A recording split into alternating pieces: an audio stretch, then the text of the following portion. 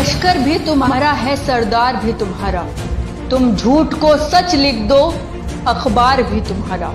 इस दौर के फरियादी जाए तो जाए कहां, इस दौर के फरियादी जाए तो जाए कहां।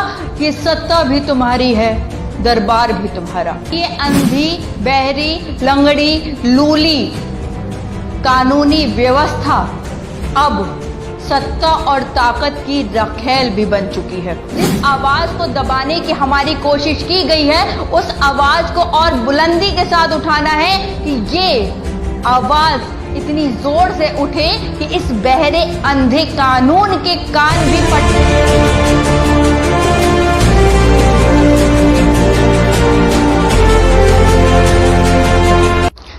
लश्कर भी तुम्हारा है, सरदार भी तुम्हारा। तुम झूठ को सच लिख दो, अखबार भी तुम्हारा। इस दौर के फरियादी जाए तो जाए कहां, इस दौर के फरियादी जाए तो जाए कहां। ये सत्ता भी तुम्हारी है, दरबार भी तुम्हारा। जी हां, आज डॉक्टर कफील को रिहाई ना मिलना इसी बात का सबूत है कि ये अंधी, बहरी, लंगड़ी, लूली कानूनी व्यवस्था अब सत्ता और ताकत की रखेल भी बन चुकी है। मैंने एक बुजुर्गों से कहावत सुनी थी कि पाद बहाना मतलब खांसी, कि अगर पादना है तो खांसना शुरू कर दो। और आज हाई कोर्ट में यही हुआ, क्योंकि डॉक्टर कफील को आज रिहाई नहीं देनी थी। उनके सामने सत्ता की ताकत का इस्तेमाल करना था। उनकी आवाज को दबाने के लिए, उनको कमजोर करने के लिए एक और मौका चाहिए था। उसके लिए हाई कोर्ट में आज कोरोना का बहाना बना दिया गया। लेकिन ये सरकार, ये सत्ता अब इस गलत फहमी से दूर रहे कि ये जनता अब सो रही है, ये जनता अब जाग चुकी है। उसके दिल से अब डर निकल चुका है किसी भी तरह के तुम्हारे जुल्मों का, क्योंकि अगर अब हम सोए रहे तो फिर कभी नहीं जाग पाएंगे। आज इस सत्ता की झूठी ताकत का, इस झूठे दम्भ, इस झूठे अहंकार का शिकार जहां डॉक्टर कफील बन रहे हैं, वहीं कोई डॉक्टर राकेश भी आगे चलकर इस सत्ता के झूठे अहंकार का शिकार बन सकता है। मेरे दोस्तों, मेरे भाइयों, अब हमें जागना होगा। अब वक्त है कि हमें हमारी आवाज बुलंद करनी होगी और इस गलत फहमी को हमें हमारे दिल से निकालना होगा कि मौजूदा सरकार सिर्फ और सिर्फ मुसलमान विरोधी है। क्योंकि ये मुसलमान विरोधी नहीं है, ये इंसानियत की विरोधी है, ये गरीबी की विरोधी है, ये सच की विरोधी है, ये हर उस आवाज की विरोधी है जो इसके खिलाफ खड़ी होती है, फिर चाहे वो इंसान किसी भी जात का हो। ये सरकार सिर्फ मुस्लिम विरोधी नहीं है। और आज जो देश के हालात हो रहे हैं वो इस बात का सबूत है, क्योंकि अगर इस सरकार को सिर्फ मुसलमानों को नुकसान पहुंचाना होता, उसके बहुत सारे तरीके हो सकते थे। लेकिन जहां पर रोज बलात्कार की घटनाएं हो रही हैं और उनके अपराधी खुलेआम घूम रहे हैं, जहां रोज जो बड़े बड़े आतंकवादी हैं जिनकी वजह से हमारे देश के कई जवान शहीद हो रहे हैं और उसमें हर जात, हर मजहब के जवान शामिल हैं, वो आज खुले तौर पे आजाद घूम रहे हैं। बड़े बड़े अपराधों में लिप्त अपराधी आज बेल पर आजाद घूम रहे हैं। लेकिन जहां बात होती है इस सरकार के खिलाफ आवाज उठाने की और सच का साथ देने की और अपने दिए गए अधिकारों को खुद हाथ उठाकर मांगने की, उस इंसान को देशद्रोही साबित कर जेल की सलाखों के पीछे डाल दिया जाता है और उसको रिहाई तो क्या, उसको बेल भी नहीं दी जाती है। ये है हमारे देश का अंधा कानून और ये है हमारे देश की सरकारें। दोस्तों, जो हमें वक्त मिला है ये 2 रोज का, हालांकि मुझे लगता है कि सरकार अभी भी अपनी औकात दिखाने से बाज नहीं आएगी, तो हमें इस वक्त इस अवसर का फायदा उठाना है और जिस आवाज को दबाने की हमारी कोशिश की गई है उस आवाज को और बुलंदी के साथ उठाना है कि ये आवाज इतनी जोर से उठे कि इस बहरे अंधे कानून के कान भी फटने पर मजबूर हो जाएं और वो डॉक्टर कफील को रिहाई देने पर राजी हो जाएं। हमें अपनी आवाज बुलंद करनी होगी, हमें अपना हक उठाना होगा, अपना हक मांगना होगा, क्योंकि अगर सरकार के खिलाफ आवाज उठाना देशद्रोह है तो ये देशद्रोह का मुकदमा मोदी और योगी पर भी चलना चाहिए, क्योंकि 2014 से पहले पूर्व प्रधानमंत्री मनमोहन सिंह के खिलाफ आवाज उठाकर उन पर अभद्र टिप्पणियां करके, उन पर झूठे झूठे इल्जाम लगाकर, जिसे वो आज तक साबित नहीं कर पाए हैं, वो भी देशद्रोह का काम कर रहे थे। उन पर भी वो देशद्रोह का मुकदमा लगना चाहिए अगर सरकार के खिलाफ आवाज उठाना देशद्रोह है। ये सरकारें हमारे द्वारा चुनी गई हैं, हमारी नौकर है ये सरकारें, जनता की सेवक है, क्योंकि इन्हें जो तनख्वाहें जाती हैं वो सिर्फ हमारी जेब से जाती हैं। तो हमारा हक बनता है कि हम इनसे हमारा हक मांगे। तब तक के लिए नमस्कार।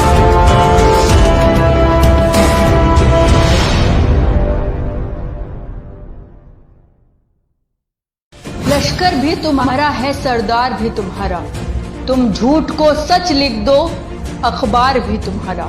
इस दौर के फरियादी जाए तो जाए कहां, इस दौर के फरियादी जाए तो जाए कहां, ये सत्ता भी तुम्हारी है, दरबार भी तुम्हारा। ये अंधी, बहरी, लंगड़ी, लूली कानूनी व्यवस्था अब सत्ता और ताकत की रखेल भी बन चुकी है। जिस आवाज को दबाने की हमारी कोशिश की गई है, उस आवाज को और बुलंदी के साथ उठाना है कि ये आवाज इतनी जोर से उठे कि इस बहरे अंधे कानून के कान भी फट।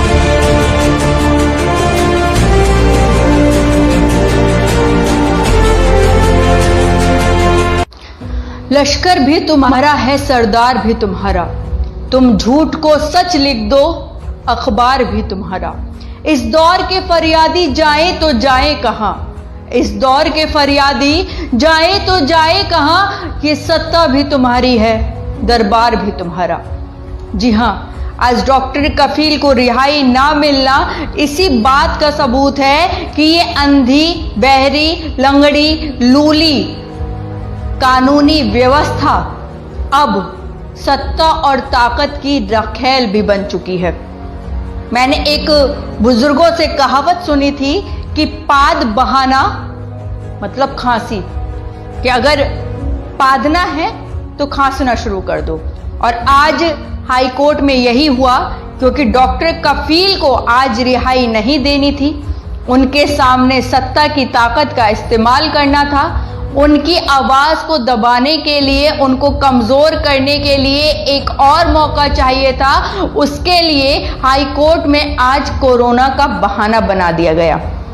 लेकिन ये सरकार, ये सत्ता अब इस गलत फहमी से दूर रहे कि ये जनता अब सो रही है, ये जनता अब जाग चुकी है, उसके दिल से अब डर निकल चुका है किसी भी तरह के तुम्हारे जुल्मों का। क्योंकि अगर अब हम सोए रहे तो फिर कभी नहीं जाग पाएंगे। आज इस सत्ता की झूठी ताकत का, इस झूठे दम्भ, इस झूठे अहंकार का शिकार जहां डॉक्टर कफील बन रहे हैं, वहीं कोई डॉक्टर राकेश भी आगे चलकर इस सत्ता के झूठे अहंकार का शिकार बन सकता है। मेरे दोस्तों, मेरे भाइयों, अब हमें जागना होगा। अब वक्त है कि हमें हमारी आवाज बुलंद करनी होगी और इस गलत फहमी को हमें हमारे दिल से निकालना होगा कि मौजूदा सरकार सिर्फ और सिर्फ मुसलमान विरोधी है।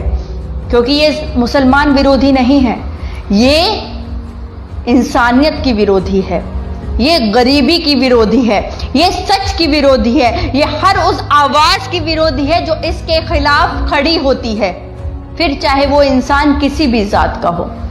ये सरकार सिर्फ मुस्लिम विरोधी नहीं है। और आज जो देश के हालात हो रहे हैं वो इस बात का सबूत है, क्योंकि अगर इस सरकार को सिर्फ मुसलमानों को नुकसान पहुंचाना होता, उसके बहुत सारे तरीके हो सकते थे। लेकिन जहां पर रोज बलात्कार की घटनाएं हो रही हैं और उनके अपराधी खुलेआम घूम रहे हैं, जहां रोज जो बड़े बड़े आतंकवादी हैं जिनकी वजह से हमारे देश के कई जवान शहीद हो रहे हैं और उसमें हर जात, हर मजहब के जवान शामिल हैं, वो आज खुले तौर पे आजाद घूम रहे हैं। बड़े बड़े अपराधों में लिप्त अपराधी आज बेल पर आजाद घूम रहे हैं। लेकिन जहां बात होती है इस सरकार के खिलाफ आवाज उठाने की और सच का साथ देने की और अपने दिए गए अधिकारों को खुद हाथ उठाकर मांगने की, उस इंसान को देशद्रोही साबित कर जेल की सलाखों के पीछे डाल दिया जाता है और उसको रिहाई तो क्या, उसको बेल भी नहीं दी जाती है। ये है हमारे देश का अंधा कानून और ये है हमारे देश की सरकारें। दोस्तों, जो हमें वक्त मिला है ये 2 रोज का, हालांकि मुझे ये लगता है कि सरकार अभी भी अपनी औकात दिखाने से बाज नहीं आएगी, तो हमें इस वक्त इस अवसर का फायदा उठाना है और जिस आवाज को दबाने की हमारी कोशिश की गई है उस आवाज को और बुलंदी के साथ उठाना है कि ये आवाज इतनी जोर से उठे कि इस बहरे अंधे कानून के कान भी फटने पर मजबूर हो जाएं और वो डॉक्टर कफील को रिहाई देने पर राजी हो जाएं। हमें अपनी आवाज बुलंद करनी होगी, हमें अपना हक उठाना होगा, अपना हक मांगना होगा, क्योंकि अगर सरकार के खिलाफ आवाज उठाना देशद्रोह है तो ये देशद्रोह का मुकदमा मोदी और योगी पर भी चलना चाहिए, क्योंकि 2014 से पहले पूर्व प्रधानमंत्री मनमोहन सिंह के खिलाफ आवाज उठाकर उन पर अभद्र टिप्पणियां करके, उन पर झूठे झूठे इल्जाम लगाकर जिसे वो आज तक साबित नहीं कर पाए हैं, वो भी देशद्रोह का काम कर रहे थे। उन पर भी वो देशद्रोह का मुकदमा लगना चाहिए अगर सरकार के खिलाफ आवाज उठाना देशद्रोह है। ये सरकारें हमारे द्वारा चुनी गई हैं, हमारी नौकर है ये सरकारें, जनता की सेवक है, क्योंकि इन्हें जो तनख्वाहें जाती हैं वो सिर्फ हमारी जेब से जाती हैं। तो हमारा हक बनता है कि हम इनसे हमारा हक मांगे। तब तक के लिए नमस्कार।